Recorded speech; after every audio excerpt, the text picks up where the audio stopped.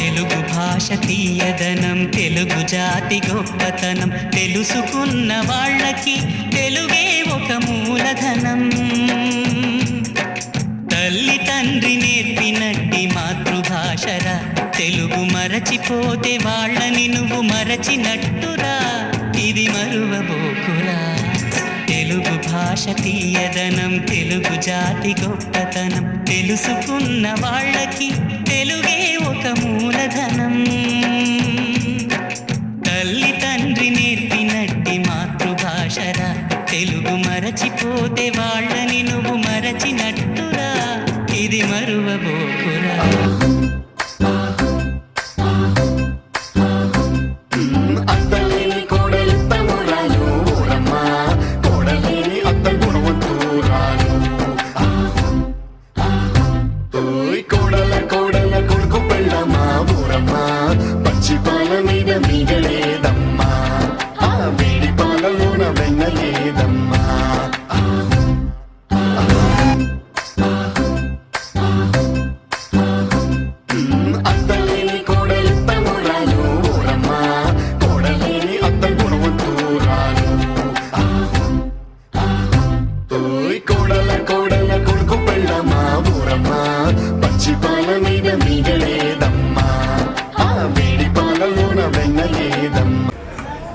అందరికీ శుభమధ్యాహ్నం.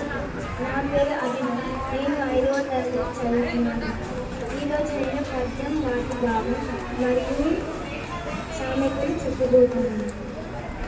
అనగనగా నాగైన మచ్చైన చూడు, తినగ తినగ వేము గీయలుండు సాధనమున. నేను 9వ తరగతి చదువుతున్నాను. ఇవాటి పద్యం రూపము తారతమ్యము నిరుగా స్వతంత్రుడు నూతన ప్రియ టోపము లేని నిశ్చరుడు సులక్షణుడే చిరుంగగా లోపల లక్షణం జనవచ్చు లోకో ఎలా ధర్మనందనుడు. భావం కోపం కొంచెం కూడా లేదు. పండిత సమూహానికి మూటగట్టిన కొంగు బంగారం వంటివాడు. మనుషులలో వ్యత్యాసాలు తెలిసినవాడు. మంచి చెడ్డలను తాను ఆలోచించి పద్యం.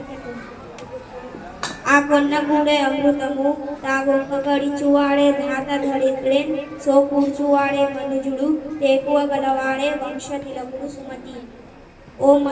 భావం ఓ మంచి బుద్ధి గలవాడా, బాగా ఆకలి వేసినప్పుడు తిన్న అన్నమే అమృతం వల్ల చాలా రుచిగా అనిపిస్తుంది. వెన్ను తీయకుండా దానం చేసేవాడే ఈ భూమి మీద నిజమైన దాత. కష్టాన్ని ఓర్చుకునేవాడే మనిషి, ధైర్యం ఉన్నవాడే తన వంశానికి వెన్న తెస్తాడు. తెలుగు భాష తీయదనం, తెలుగు జాతి గొప్పతనం తెలుసుకున్న వాళ్ళకి తెలుగే ఒక మూలధనం. తల్లి తండ్రి నేర్పినట్టి మాతృభాషరా, తెలుగు మరచిపోతే వాళ్ళని నువ్వు మరచినట్టురా, ఇది మరువబోకురా. తెలుగు భాష తీయదనం, తెలుగు జాతి గొప్పతనం తెలుసుకున్న వాళ్ళకి తెలుగే ఒక మూలధనం. తల్లి తండ్రి నేర్పినట్టి మాతృభాషరా, తెలుగు మరచిపోతే వాళ్ళ